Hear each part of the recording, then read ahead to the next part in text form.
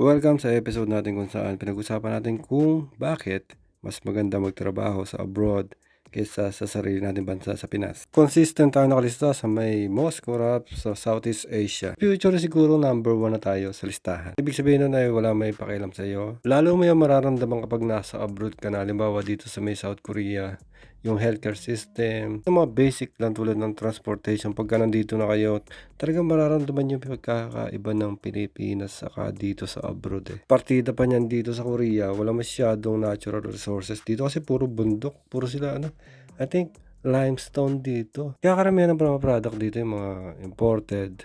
At sa Pinas kahit medyo alam mo yun, nakatapos ka ng college. Kahit ako nag-college ako pero after ko mag-college nagkaroon na po ng work. Wala naman. Kung meron man ako nakita dati masyadong malayo tapos lugi ka pa sa ano mo yun, sa gastos sa bahay. Tapos pagkain, pamasahe. Kaya naman nung nagka-chance ako makapag-abroad, nag-try talaga ako. Sinubukan mag-apply sa Taiwan. Napag-isipan ko pala mag-apply sa Taiwan pero mas na ko dito sa Korea kaya nandito na ako. Anyway, samahan niyo ako magala dito sa Name Island pa rin. Nandito ako sa may kanan parte dito. Parang mas maganda dito sa bandang kanan. Kasi galing ako dun sa kaliwa eh. Mas maganda yung place niya. Pero maganda sana to ko yung mga puno. Nilagyan nila ng ng prutas. Tapos, pwede kang kumain. Kaso wala. Dito din yata buwaba yung mga naka-zipline. Parang may nakita ko kanina dun eh. At malamig Malamig. Saka yung presko yung hangin dito. Kasi puro puno. Tapos pwede ka pa magdala ng pagkain dito. Kasi meron silang picnic. Parang picnic place. May mga table. Hindi ko lang alam kung pwede ka mag-barbecue. Ano makita dito banda? Wala naman, paulit-ulit lang. Doon yata, parang may mga kapihan dito. Tapos, ano ba yan?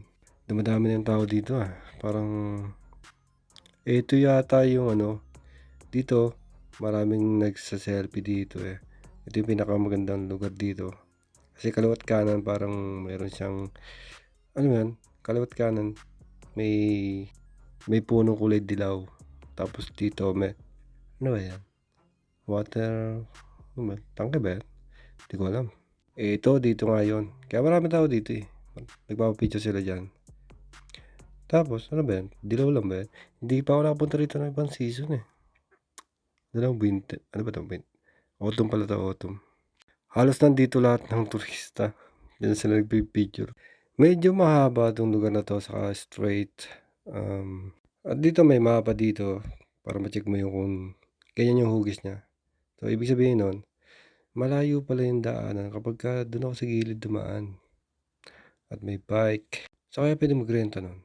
Ano ba itong mga to? Ilaw? Ay, umiilaw nga. Tapos dito, may nakita ako dito. Ayun, para silang isang pamilya.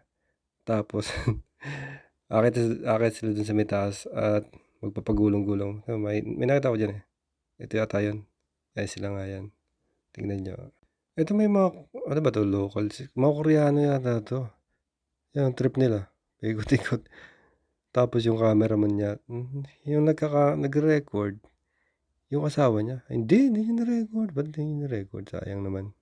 Ayun pala. Hindi niya yata asawa yung may hawak na bata. Anyway, wag niyo kalimutan i-follow para sa mas marami pang topic kung bakit mo kailangan mag-abroad.